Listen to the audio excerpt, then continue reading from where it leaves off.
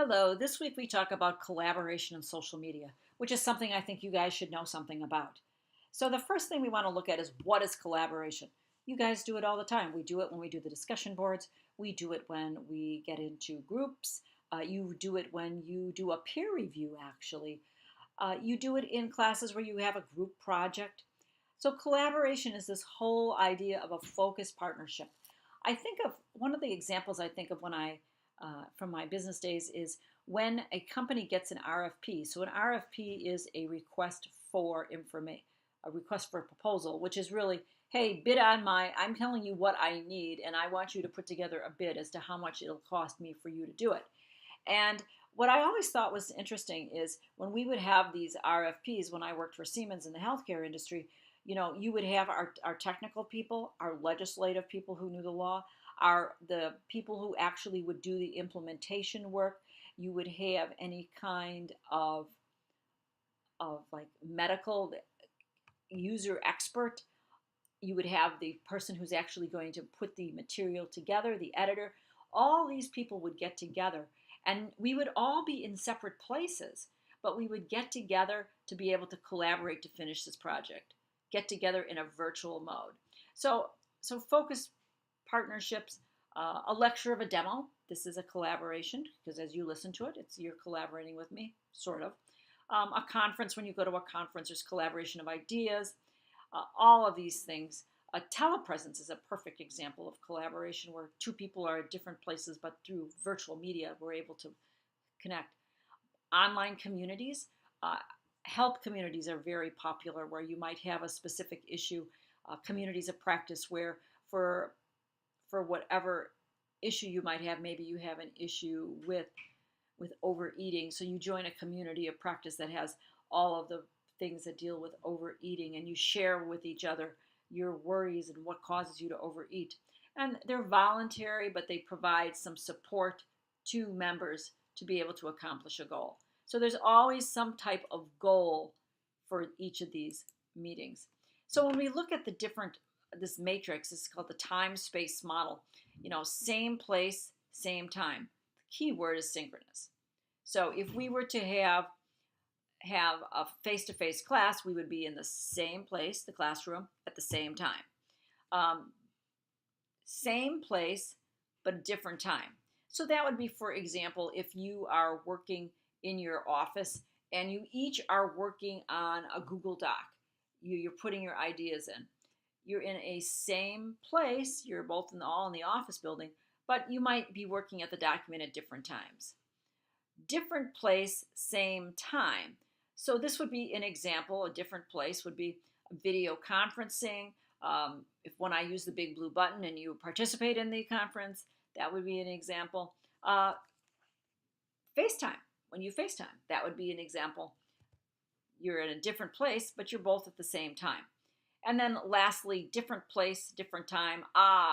The meaning of our class, an asynchronous learning environment.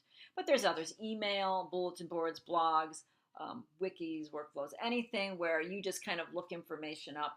That's what that is. So as we look at these different things, we look at like what are some types of different place, different time, asynchronous, that's the key word, asynchronous. And we think like a user group, a news group. They're dedicated to one topic. They like ordered postings on the bulletin board, and it's open to all. It's focused electronic discussions by groups of people. A listserv, you have to subscribe to it. So for example, I subscribe to several listservs, so I get current information on cybersecurity, current information on teaching technologies. It's usually moderated by a leader. Somebody has to put the information out there. So somebody looks at the information, makes sure it's valid before putting it out there to make sure that it's valid. An online conference. So I've attended several of these online conferences. They're actually a little more boring than I would have hoped. But the online conference is where the speakers get online, and then you can vote, you can chat, you can do all sorts of things. You can see everybody who's in the conference. You can send messages to other people in the conference. Online magazines and newsletters. Well, heavens knows if you've done any type of research, an online magazine, online journals, and weblogs, blogs, and wikis. Wikipedia, one of my favorites. It's got so much information. And when I started to do this project, if I come on here, when I started, there it is. When I started to do this project, I wanted to see like what were what were some of the list of things, um, list of groups. So I went to Wikipedia, the knowledge of the world, and it has this one piece of information: list of virtual communities with more than 1 million users. And you start to look, and it's like, whoa. Okay, here's one: Psy World, general, popular in Korea. I have no idea what that is. Couch surfing, worldwide networking for making connections between travelers and the communities they visit. I guess that's where you look for a couch to sleep on. Okay, Flickr, we know about that. Photolog, it's like popular in South America and Spain about photo blogging. But if you go through it, High Five, somebody I know was always sending me something about High Five. He was in India. So different localities, of course, have different groups that are more appropriate for them. Okay, so in addition to that, let me continue on. This is an example of a community of practice. So this community of practice is called, what is it called? Technical Assistance Partnership of Child and Family Mental Health. And it's got all kind of articles about mental health.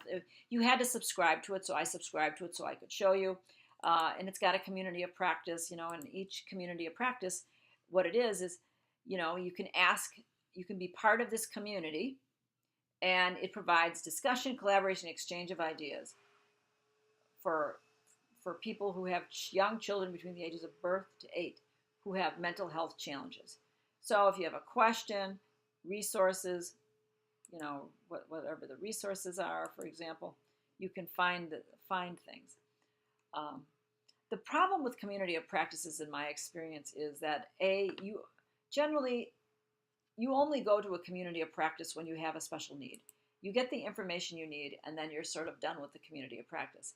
So whoever the moderator is for the community of practice, because it does need someone to kind of keep it moving, has to have that need for a longer period of time, or it has to be transitioned over to somebody else, or the community of practice only has old information. And if you look at that one, the information was, I think, the most current was 2012. All right, so asynchronous, we talked about group identity. Patient support groups are very popular, as I said before. Communities, freedom of speech. Some of them can be controversial. There's a group of hackers. There could be hate groups. There could be paramilitary, distant education courses. You're already in one. Reputation for managers for online store. Oh, another perfect one is rate your professor. So, okay. Synchronous communications, however, so that was asynchronous, different time, different place. Synchronous is different place but the same time, our FaceTime. So we have some other ones. So for example, Big Blue Button, which is part of Canvas for our conferences, is synchronous, but that also allows us to record so it can then become asynchronous. WebEx, same thing. It can be synchronous, but it can be recorded and saved. It becomes asynchronous. Google FaceTime is just synchronous. Google Talk, synchronous, and there's many others. If you play games, you could have a World of Warcraft where you sign on and then you're playing with other people interactively. I think if you are with a PlayStation or an Xbox, there are very interactive games. I always found it funny. There were two boys that I knew. They played their Xbox. They lived across the street from each other, but neither one of them wanted to leave their room, but they were playing together. Seemed funny to me. Anyhow, synchronous communications, some of them are chats. I don't know what flamers are, but instant messaging, Twitter, texting, and cell phones. And texting can be synchronous or it can be asynchronous. One of the great things about the iPhone that I like is when I'm looking at something, and it gives me the ... that tells me that the person is online or at least looking at my message. Face-to-face. We all know face-to-face. You go to face-to-face classes. You know the benefits of it. You're in the same time, same place. You can understand by facial recognition, by gestures, tone of voice. All of those things provide you additional information about the content that you're receiving. And I try to do that in these videos in an asynchronous method. But some face-to-face type of activities are shared workspaces, shared group activities, smartboard, sharing photos. Like if you're passing photos around, everybody sees it and they go, oh, look at that baby. Anyhow, those are the types of things that make a face-to-face very interactive. Now, this is an example of a classroom where it's a face-to-face classroom, but they're all at their computer doing work. The computer has a camera, and there is, in the very front of the room, there is a monitor where the teacher can be looking at everybody because it gets this particular view, and the teacher can look into, like if they're working on the computer and they're doing something, the teacher can look at what the computer screen says. So I always thought this might be fun to be able to like keep people engaged by being able to say, go to whoever's sitting in seat 3, row 2, click on their computer and see, they're on Facebook, look what they're writing.